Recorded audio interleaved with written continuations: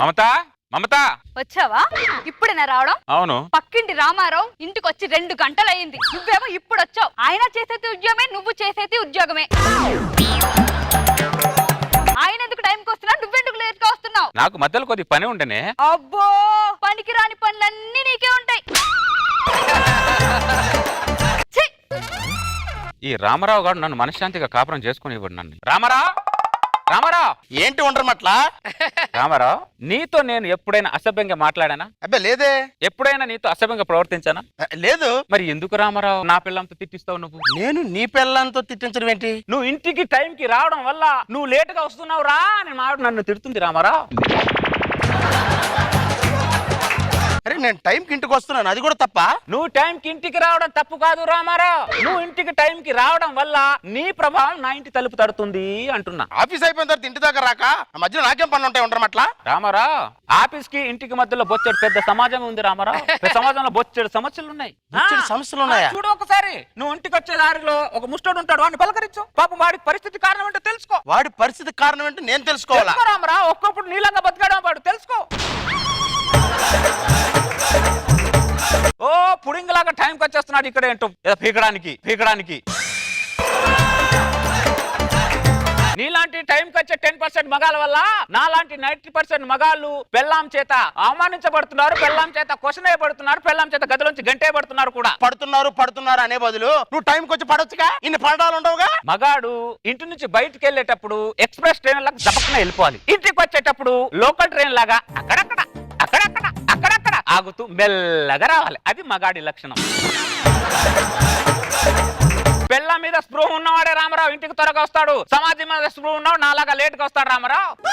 సమాజంలో బతుకుతున్నావు రావురా, కొద్దిగా సామాజిక స్పృహ ఉంటే మంచిదని నా అభిప్రాయం. ఓ టైంకి వచ్చేస్తున్నాడు ఇక్కడ టైంకి ఏంటో. ఈడి పిల్ల వీడితో గొడవ పెడితే ఈడి పిల్లనైనా కంట్రోల్లో పెట్టాలి, లేకపోతే ఈడైనా కంట్రోల్ ఉండాలి. నన్ను కంట్రోల్గా ఉండమంటాడేంటి? ఏమండి, లేట్ అవుతుంది, త్వరగా వెళ్ళాలి, రండి బయటికి. గౌరీ, ఎక్కడికి వెళ్తున్నావే? నేను మా ఆయన సెకండ్ షో సినిమాకి వెళ్తున్నామండి. సినిమాకా? ఏమండి, రెడీ అయ్యారా? ఈయన ఎప్పుడు లేటే. ఏమే కొద్ది కాఫీ ఇవ్వు, తలనొప్పిగా ఉంది. మీకు టైంకి అన్ని ఇవ్వాలి, కానీ మాకు మాత్రం ఏది ఇవ్వరు. ఏమైందే మళ్ళీ? పక్కింటి రామారావుని చూడు, సెకండ్ షో సినిమాకి అని చెప్పి సినిమా రిలీజ్ అయిన వెంటనే తీసుకెళ్తాడు వాళ్ళ పెళ్ళాన్ని. నువ్వు ఉన్న నా జీవితానికి ఒక సినిమా లేదు, ఒక షికారు లేదు. నీలాంటి మొగుడు ఉన్నా ఒకటే, ఊడినా ఒకటే. ఈ పొట్టి రామారావు గారు వాడి కాపురం వాడు చేసుకోక నా కాపురం డిస్టర్బ్ చేస్తున్నాడు. రామారావు, గౌరీ దా, టైం అవుతుంది. రామారావు, నేను నీతో ఎప్పుడైనా అసభ్యంగా ప్రవర్తించానా? లేదు. ఎప్పుడైనా అగౌరవంగా మాట్లాడానా? అబ్బే లేదు. మరి ఎందుకు రామారావు నన్ను ఇలా టార్చర్ పెడుతున్నావు? మళ్ళీ ఏమైందిరా? ఎక్కడికి వెళ్తున్నావు నువ్వు? నా భార్యను తీసుకొని సినిమాకి వెళ్తున్నాను. మీ భార్యను తీసుకొని సినిమాకి ఎలా వెళ్తావు రామారావు నువ్వు?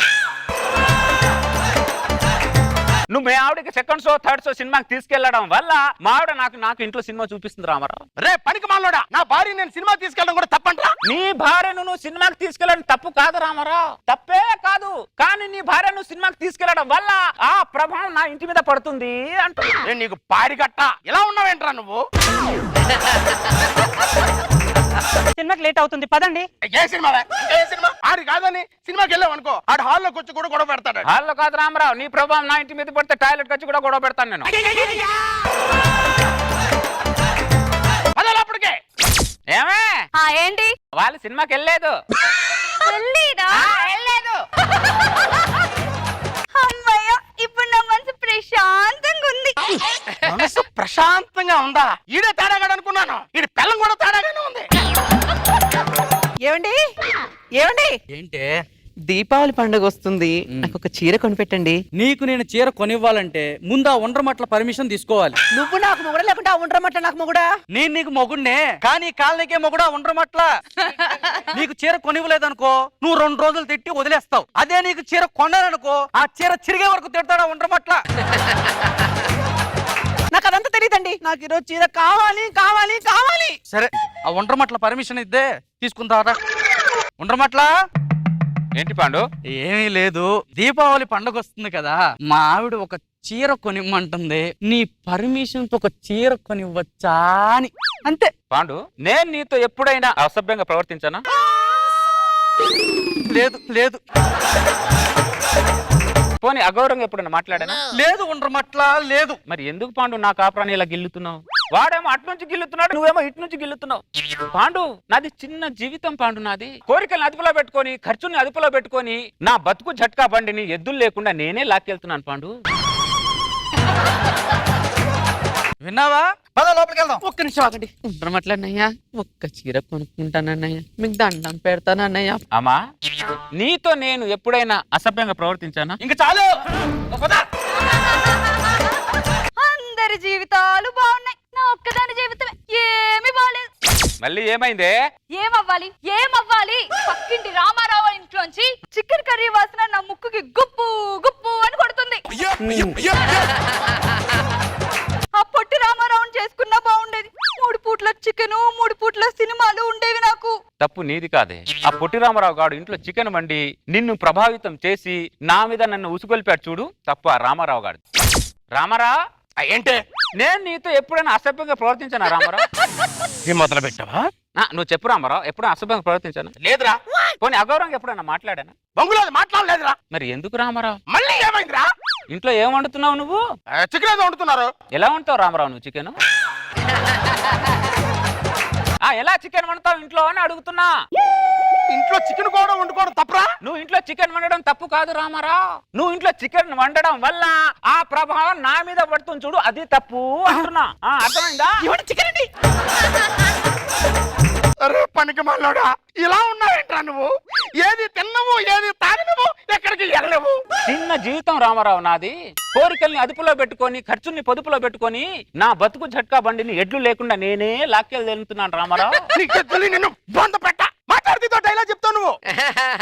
రామారావుని అవేవేవో అడుగుతున్నావు గాని చికెన్ వండింది మాత్రం అడగట్లేదు నువ్వు.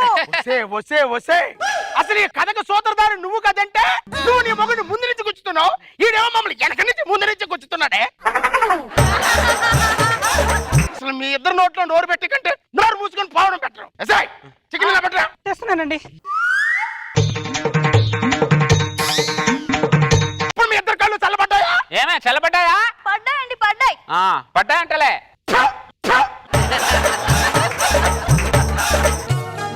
ఏంటి పాండవి? 2 కొత్త డైరీలు తెచ్చుకున్నాను ఉండమట్ల. పాండు, నేను నీతో ఎప్పుడైనా అసభ్యంగా ప్రవర్తించాను? లేదు. పోనీ ఎప్పుడైనా నీతో అగౌరవంగా మాట్లాడాను? లేదు లేదు లేదు. చిన్న జీవితం, కోరికల్ని అదుపులో పెట్టుకొని, ఖర్చుని పొదుపులో పెట్టుకొని, నా బతుకు జట్కా బండిని ఎడ్లు లేకుండా నేనే లాక్కెళ్తున్నాను పాండు, నేనే లాక్కెళ్తున్నా. అది చచ్చిపోయేలా ఉన్నాడు, వదిలేండి. వాడు నాకు తెలియకుండా 2 డ్రాయర్లు కొన్నాడు రామారావు.